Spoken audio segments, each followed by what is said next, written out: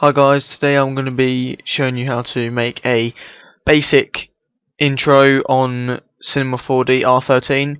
I'll put a link in the description where you can download this and what you can download it on. So first what you're going to do is you're going to come down to this bar here. This is on R13 and R12 as well. And then you're going to change the frames from 90 to 200. And then stretch this out so it's the whole frame that you can see on here. This is like the length of the video, if you know what I'm talking about. Then you come up to here and you've got these three bars. This is a render in picture viewer, render out, so you can see what it looks like when it's actually done, and your render settings. You want to open up your render settings, make sure you're on output, and then click this little button, film and video, and then you can have any one of these really, but I have HD V 29.97.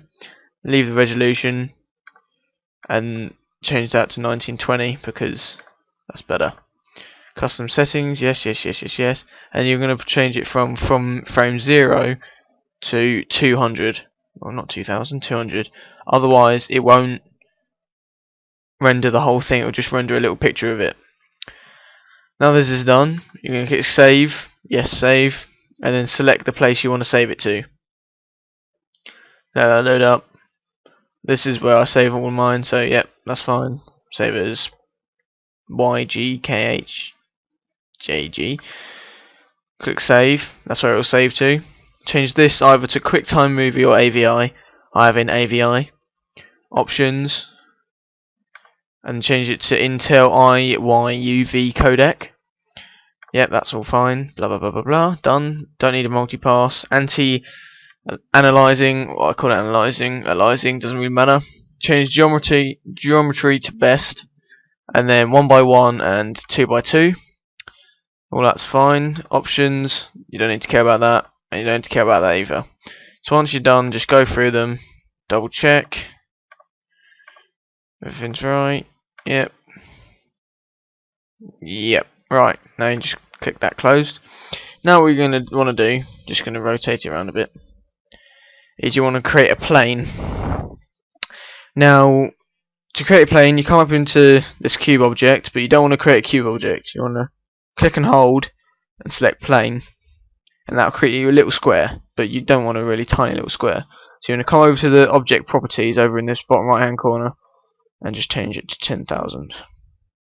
You can change it to whatever you want, but 10,000 is a good round number. Right, now it's at 10,000, nice and big. From here you can create like a box setup, but we're not going to do that. We're just going to have it like this.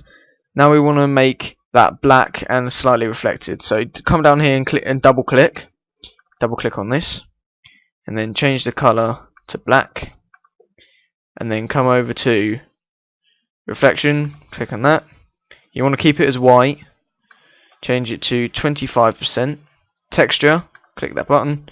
Fresnel, and then that's 25%. The mix strength, and then the blurriness to 35%. And then you want to click this button to turn it on. Then it will look like that. Lovely. Close it, and then you can either drag it like that, or you can drag it over there. It doesn't really matter which. Right, once you've done that, you want to come into MoGraph on this top bar here, click, and MoText. Let it work. Now you've created your MoText, you want to change it to whatever you want, so I'm just going to change it to just HD. There you go. Center out. Not really center, but hey ho. Center out, and now we want to change the text because nobody likes that text. So we just click the little font bar, and then you change it to whatever you want. I'm going to change it to, what does that look like? Nah, don't like that one. What about Europol? Yeah, that looks good.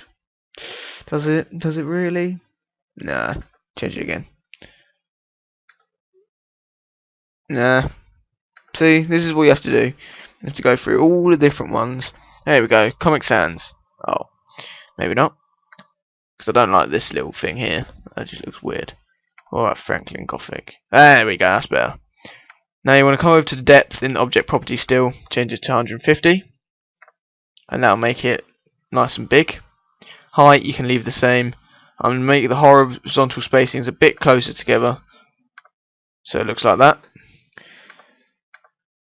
Now you want to duplicate that, so you can either click that, go to edit, copy, and then edit, paste, or you can do Control C, Control V, doesn't matter. Rotate it round using the rotation tool here, and then you're just going to change the depth of text 1, make sure it's like that, to about 100. Now make it smaller, and then you just want to move it into the middle, like that. You can make it whatever size you want, doesn't matter. And then still got this selected, go to caps, and then change both caps to fillet cap.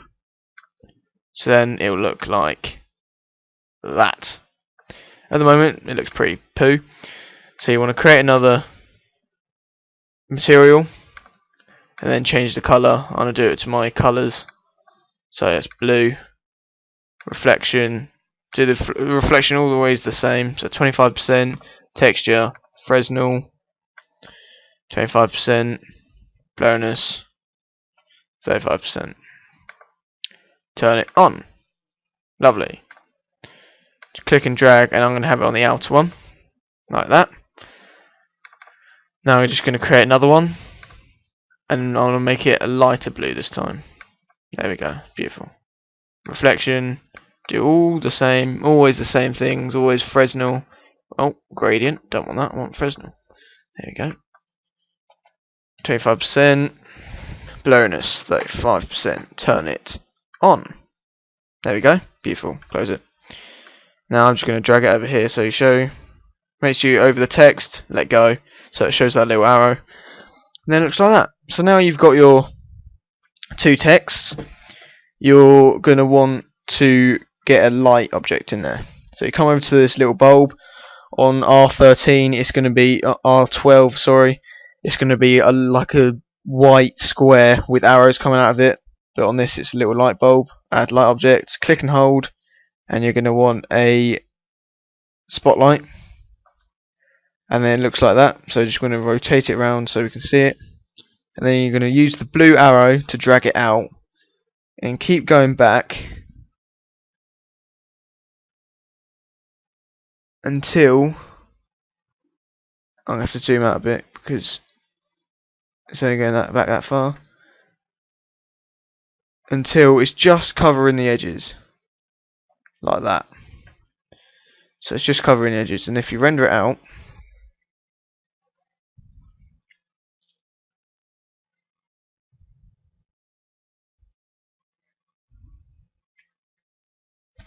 let it render a sec.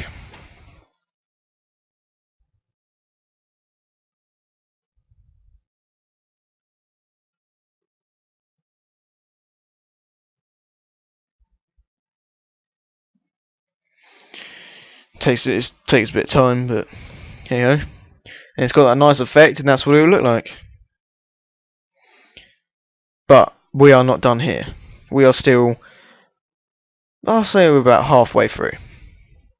So this is the effect. It's got like a nice shadow on it. You can see some of the edges, so you know it's 3D, not just 2D. So there we go. Look at that. Lovely. Right, just click on it to get rid of it. Now we're going to add a camera, because you can't do anything without a camera. So you want to come over here, add camera object, camera. You don't want a 3D camera, you can use it if you want. Now you want to make sure you have the camera selected. Then you come over to this little panel, cameras, use camera, use camera, and then camera. And that will make sure that you are the camera, basically. So it's not anything else, it's definitely you. So now whenever you move around, that's where the camera's pointing. So this is the bit where it's all up to you now. So I'm just going to make it look there, zoom in a bit. Like that. And then you're gonna, once you've got your first point of aim, basically. Make sure it's on the 0 frame, and then you want to click this little keyframe bit that says record position, scale, rotation, blah blah blah blah blah. Click, and now add a keyframe there. Now you want to move it along to wherever you want. Depends how slow or fast you want it to move. So I want it to do that, and then rotate round like that. Keyframe 160, and then I want it to come out like that. Come right out. Go up a bit. Whee. I want it to look like that. Keyframe 180. Zooms right in to it like that. I want to go down, so it's like looking up at it. Oh, that'll do. There we go. So it's looking up at it. Keyframe, and then move it along. Keyframe again. So when you click play, this is what it's going to do.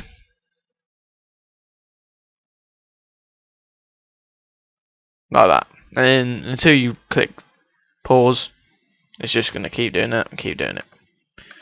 So, oh, there we go. So once you've got it ready, you just want to make sure it says 0 to 200 on your render settings. And then once you've done that, click this button.